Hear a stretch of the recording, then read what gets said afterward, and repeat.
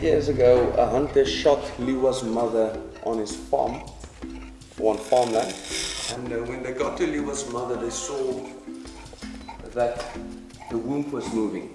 She was basically just about to give birth to Lewa and her brother. So they rescued Lewa and her brother from inside the womb.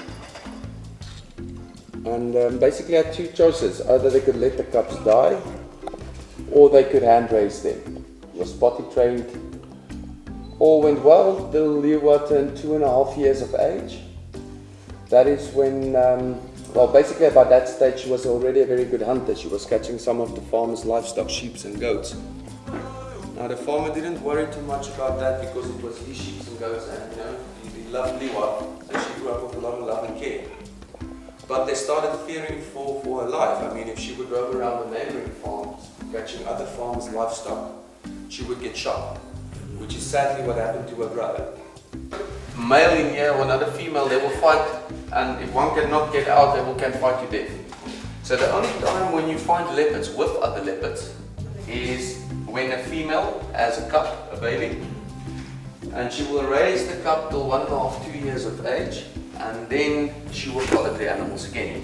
And if a female is in season, mating season, you will find them with a male for 3 or 4 days, and then they will separate. Yeah. So leopards are solitary animals. Alright, so that's the reason why she's alone in here. So she's very happy being alone in here. Have you ever heard about different camp hunting, bloodlines, which happens a lot in South Africa, where they breed with lions inside areas like this? Then you get volunteer projects where you walk with the lions and you pet them and they're all nice. And when that lions grow older, firstly, like Lewa, they're too dangerous to be introduced anywhere else. Alright? It's a lot of money to feed those animals. So what happens? They put these lions on the market. They get hunters in. They introduce that lion into a smaller area and they get shot for trophies. So the Namibian law does not support that, we do not support that, so that's the reason why when we introduce the cheetahs into the nature reserve, the whole idea is for them to live their natural life, but in here, no breeding is allowed.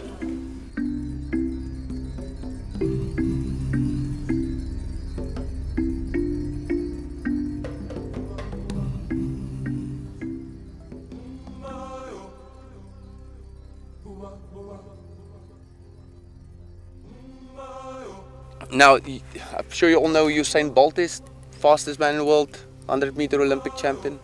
Basically, if the cheetah and Usain Bolt should compete on a 100-meter race, by the time Usain Bolt finished the 100 meters, the cheetah would have cleared more than 400 meters of the race. So incredible animals, I mean, very specialized in what they do. Yeah. It's the only feline species which has got semi-retractable claws, 4 years, 5 years old. Where the problem gets in, well, you haven't been inside the nature reserve. Now, the reason why the leopards occur here naturally is because of our vegetation. Thick bush, a lot of mountain. Alright? That's perfect for leopard. Cheetahs prefer open plains. Alright? Now, if we take 5 cheetahs and put them into that thick bushes, they're going to get killed by leopards. Leopards kill cheetahs for competition reasons. So for the last, how many years? 4 or 5 years, as the resources are available, we're busy with a debushing project. Clearing land to make it cheetah friendly. About 2,000 acres of land where we have 6-7 cheetahs inside the nature reserve. That's about the amount of cheetah we can have inside the nature reserve. So when we introduce them, we can't just introduce one. We're going to have to introduce the whole group. So we have to have more land. So the idea is, the plan is to clear 1/3 of the nature reserve, which is what, 7,000 hectares, about 15,000 acres of land. So once we have that land available, we can introduce more cheetahs. Let's say we put these cheetahs into the nature reserve now. Not just the leopards is going to kill the cheetahs, cheetahs are going to start killing cheetahs because the competition would be too much. It's a very fine balance between the two. Now, the reason why we have these leopards radio collared all right, is for us to have insight to where the territories are. So when we debush land, we don't affect the leopards in a negative way. So it's a very, very fine balance between the two. When we introduce them, I've probably never seen a leopard in their life. So they don't know that leopards are dangerous to them. So they have to go out there, learn. When I have a kill and a leopard comes to steal it, I have to abandon the kill.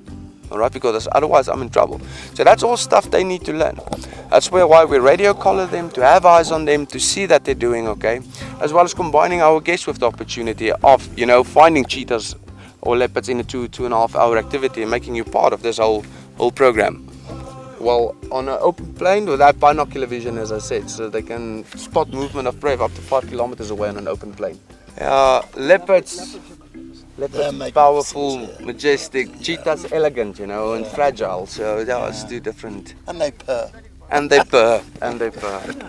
So I have very high hopes for them. I can't wait for them to get into the nature reserve. Most tourists visiting Namibia, what they get to see is they take the B1s, the superhighways to Etosha National Park, Sossus Vlei, Palmbach, wherever you are going.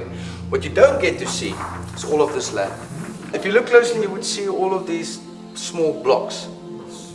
Each block is privately owned commercial farmland.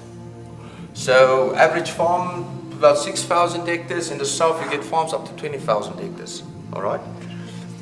So what makes Namibia very unique from other countries, such as South Africa, is we have more wild cheetah, leopard roaming freely on these farmlands, more than we have in our national parks. All right. Now you saw our fence lines, high electrified fence lines, proper fence lines. 90% of Namibia's farmers' fence lines is just normal hip-height fence line. This is my land, that is your land. So for these animals to cross over, no problem at all. Now, again, majority of Namibia's land is either cattle farming or livestock farming. All right. So you can see where the problem gets in between predator and farmer, human-wildlife conflict. Now this chart shows you different leopard territories, right? You can see you've got big ones and you've got smaller ones. Let's start with the smaller ones. The smaller ones would be an older, experienced, dominant leopard with a set territory. All right.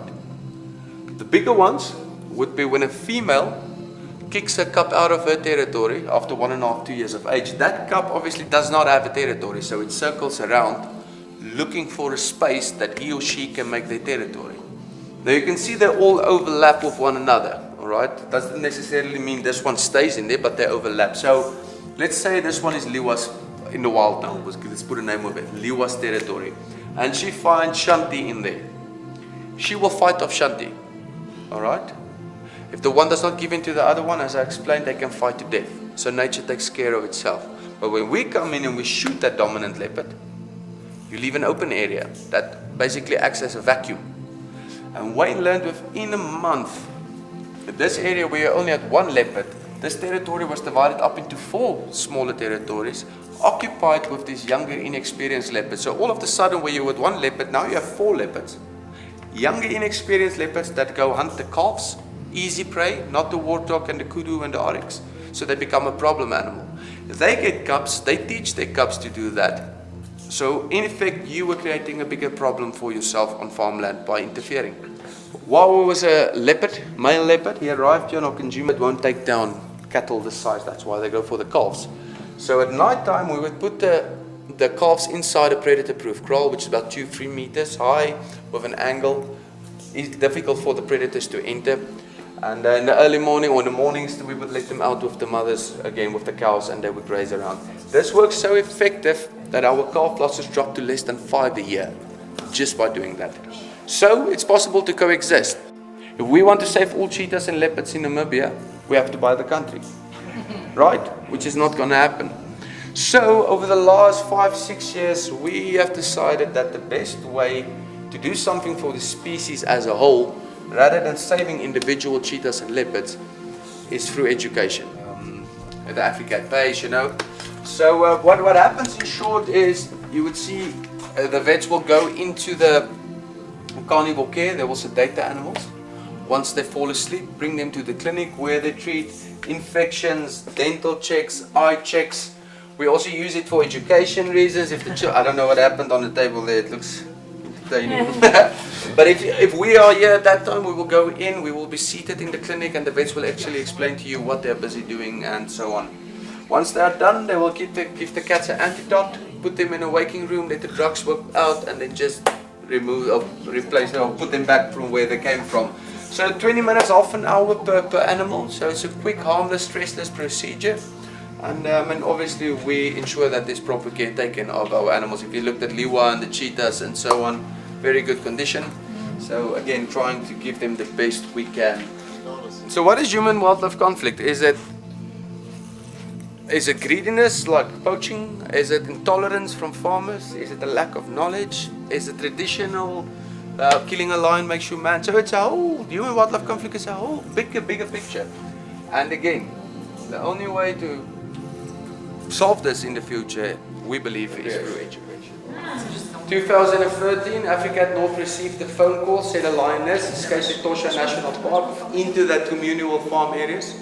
We should please go there and help. When we got there, they already shot her, and this is what they found inside of her, in the womb, 5 male lions. So, by shooting one female, you're killing up to 6 with one shot. Alright? So, again, back to education. Alright?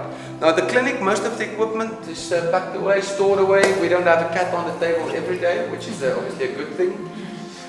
Basically, when the vets bring in the animals, you would see we have 5-6 different working tables. You'll have the vets specializing in eye checks, one specializing in dental checks. They will rotate amongst each other. Once they're done with the animals in the waiting room, and then use it back.